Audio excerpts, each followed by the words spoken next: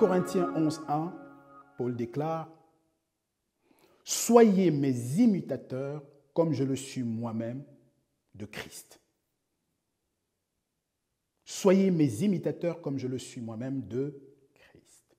Alors, mesdames et messieurs, les membres respectés et respectables des clergés du christianisme en leurs dénominations différentes.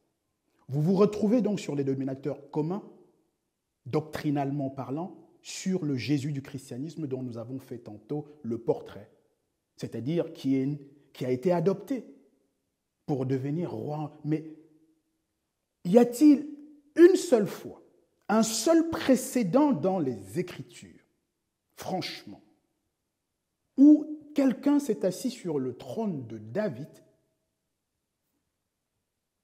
par l'adoption, en étant un fils adopté? L'expression « fils adopté » est une invention du christianisme. Il n'y a, mesdames, messieurs, je suis formel et c'est une assertion absolument péremptoire, il n'existe dans la Bible aucun exemple, aucun précédent, aucune jurisprudence d'un roi qui serait accédé au trône de Juda et de David par l'adoption. Alors, où ont-ils trouvé l'adoption dont ils nous parlent? Ils l'ont inventée. Et ensuite, ils l'ont institutionnalisée au concile de Nicée et de Chalcédoine, respectivement 325, 451. Ils ont inventé. Demandez donc à votre pasteur, à votre prêtre, à votre évêque, demandez à votre prophète. Vous, les chrétiens, demandez-leur d'où vient l'adoption. Demandez-leur quelle est la seule référence biblique qui leur a autorisé cette inflation, cette entourloupe, ce mensonge. Je vous mets au défi de trouver un seul verset biblique autorisant l'accès au trône de David, donc à la royauté, donc pour devenir lion de Juda, autrement qu'en étant charnellement descendant, progéniture, avec une filiation généalogique identifiée et identifiable, en étant donc un fils, un descendant charnel de Juda, de David.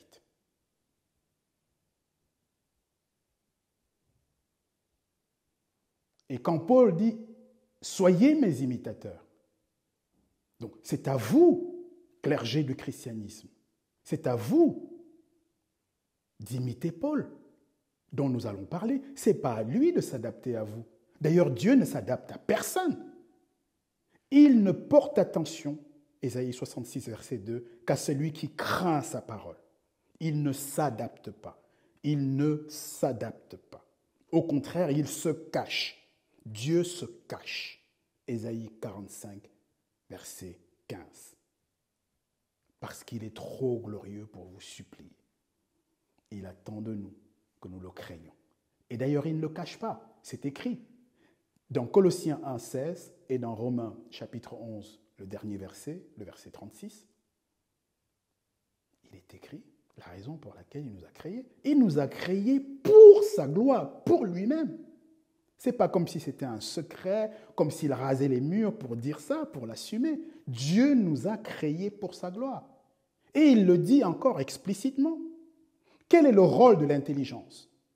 On sait bien que le christianisme a combattu l'intelligence, a créé une sorte d'antagonisme artificiel entre intelligence et foi, entre science et foi, etc., alors qu'eux-mêmes ont fabriqué des facultés où ils cultivent l'intelligence sur toutes ses formes, y compris académiques, et donc ils sont comme des initiés dans des corporations qui sont fiers d'eux-mêmes d'être très intellectuels, d'être très intelligents, et en même temps, ils ont discrédité l'intelligence en disant non, dans les choses de Dieu, on ne met pas l'intelligence, dans les choses de Dieu, ça ne peut pas se comprendre, Dieu, il est trop compliqué pour qu'on le comprenne, Dieu, le salut, l'éternité, vous ne pouvez pas comprendre, c'est trop compliqué. N'essayez pas d'expliquer, n'essayez pas d'expliquer. Voilà comment ils ont discrédité. Mais qu'est-ce qui est écrit? Quel est le rôle de l'intelligence?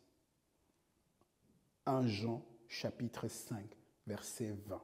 Il est écrit que l'intelligence nous a été donnée pour connaître le véritable Christ.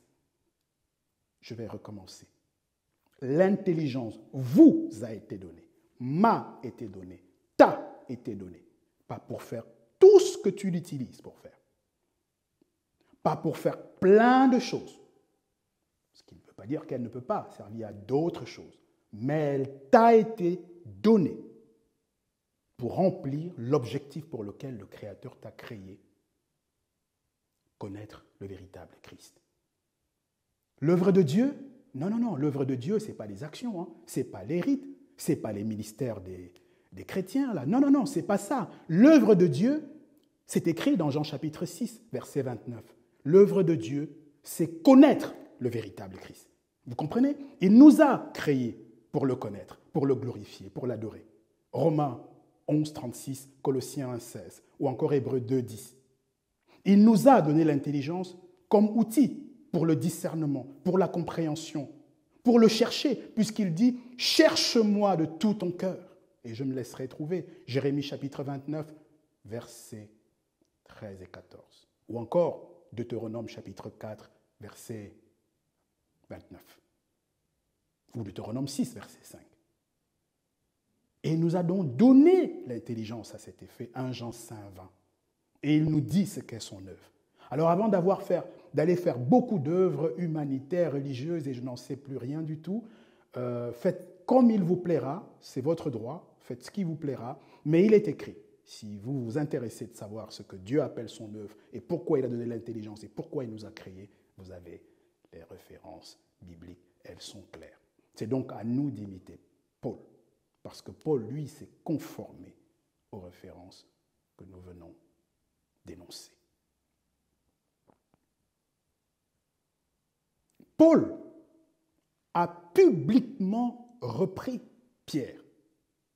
Dans Galates chapitre 2, verset 11, verset 14, il l'a publiquement repris.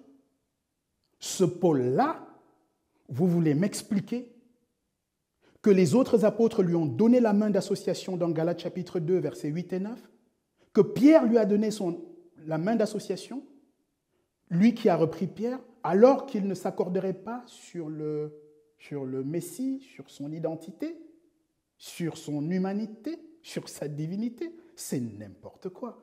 Il n'y a que le christianisme pour vulgariser, pour promouvoir ce genre de fausseté. Il est impossible que Paul se montre aussi courageux seulement pour la circoncision et qu'il se débine, s'écrase, se roule par terre lorsqu'il s'agit d'un sujet éminemment plus important. C'est donc la preuve que si Paul et Pierre ont eu la main d'association, c'est précisément parce qu'ils étaient sur la même longueur d'onde, sur ce véritable Christ que nous avons rétabli et dont nous commençons à vous faire la révélation afin qu'il reprenne sa place, que lui a ravi, comme l'a annoncé, comme l'a prophétisé, 2 Thessaloniciens 2, verset 4, avec cet impie, ce faux Christ, cet antichrist, qui est assis à sa place en s'étant autoproclamé lui-même Dieu. Et donc, ce Paul dit la chose suivante, dans Romains chapitre 10, verset 9, un exemple typique de verset que le christianisme a travesti. Il dit dans Romains 10, verset 9, « Si tu crois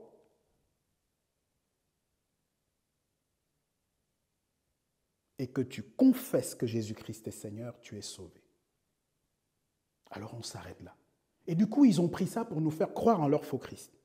Non, Paul qui l'a dit juste quelques versets plus tard, parce que franchement, la moindre des élégances, la moindre des rigueurs, que nous appliquons d'ailleurs dans nos chantiers civils, au boulot, dans la recherche,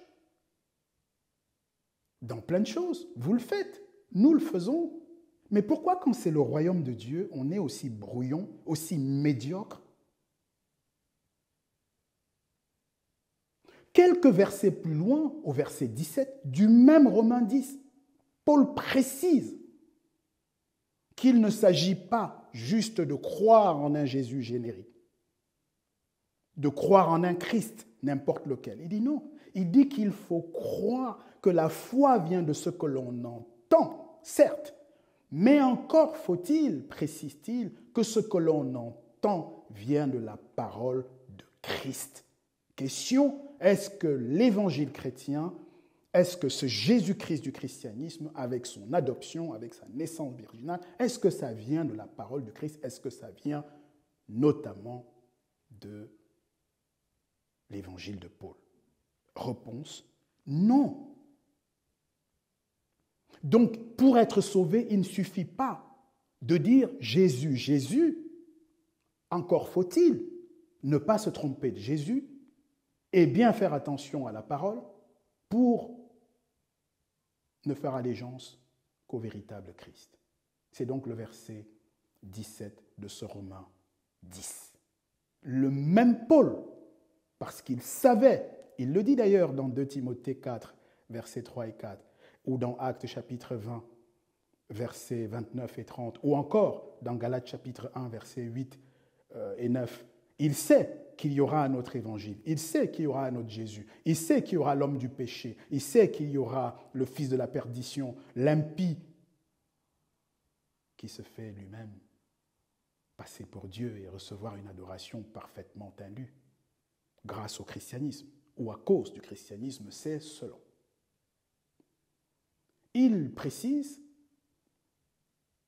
dans Galates 1,8, quand moi-même, Paul, qui vous parle, qui vous écrit, ou un ange venant du ciel, vous annoncerait un autre Jésus, un autre évangile, qu'il soit anathème, maudit, puni, pour le faire trivialement. Et il réitère, pour être certain que c'est bien clair, au verset 9 de ce Galates 1, je le répète, dit-il, quand nous-mêmes, Paul, Luc, Pierre et tous les autres, vous annoncerions un autre évangile, ou quand ce serait un ange venu du ciel, suivez mon regard, parce qu'il va en être question chez Luc et Matthieu tout à l'heure, qu'il soit anathème. Et pour terminer, et bien insister sur le fait qu'il faut prendre Romains 10, verset 9, concomitamment avec Romains 10, verset 17, c'est le texte de 1 Corinthiens chapitre 15, les 2 premiers versets. 1 Corinthiens 15, 1, 2 dispose que l'évangile que je vous ai prêché, dit Paul, et par lequel vous êtes sauvés, si, j'ai jamais entendu les prédicateurs chrétiens souligner ceci. Parce qu'ils préfèrent souligner Romains 10, 9 pour dire il suffit de croire en Jésus. En gros, à notre Jésus, en un fait. Le fait qu'il ne peut rien faire pour vous. Il ne fait rien pour personne puisqu'il s'appelle le fils de la perdition. Il est donc lui-même perdu. Il ne peut offrir que ce qu'il a, c'est-à-dire la perdition. C'est l'homme du péché. Parce qu'il est né du péché. Il est né pour le péché, il est né par le péché, puisqu'il est né en violant le principe perpétuel de la création que Dieu a consacré et scellé dans Genèse chapitre 17, versets 4 à 7, et dans le reste. C'est quand la dernière fois qu'un homme de Dieu sur cette terre n'a pas été un homme ordinaire? C'est quand la dernière fois qu'un prophète de Dieu sur cette terre n'a pas été pris parmi les hommes, du milieu des hommes? Et voilà que le christianisme nous amène à un être hybride, ni totalement esprit, ni totalement humain, mi-esprit, mi-femme, sorte d'humanoïde, de géant monstrueux, émasculé et efféminé, faute de ce père biologique terrestre qui aurait pu, en fournissant le chromosome Y, lui offrir le complément indispensable pour constituer l'ADN, le code génétique de l'espèce humaine, de 46 chromosomes. Lui, il en a eu 23 venant de sa mère. Voilà. Et les autres qu'il a eu, je ne sais pas combien c'était, puisque je ne sais pas de quelle espèce il est. Il n'est pas de l'espèce humaine, le Jésus-Christ du christianisme. Non, il n'a pas de chair. Non, je ne sais pas ce qu'il est en fait.